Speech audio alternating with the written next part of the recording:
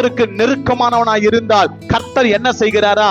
வேதம் அழகாய் சொல்லுகிறது, கர்த்தர் உனக்காக யுத்தங்களை செய்கிறார். கர்த்தர் யுத்தம் செஞ்ச யார் ஜெயிப்பா? சொல்ல மாட்டீங்க. என்ன அடிச்சது இல்லடா, எங்க அண்ணா வச்ச பாருன்ற மாதிரி இருக்கு. ஆனா இங்க இவரு மேல கைய வச்சேன்னு வச்சுக்கோ, இந்த கல்லின் மேல் மோதினவன் நொறுங்கி போவான். ஆமென், ஹல்லேலூயா.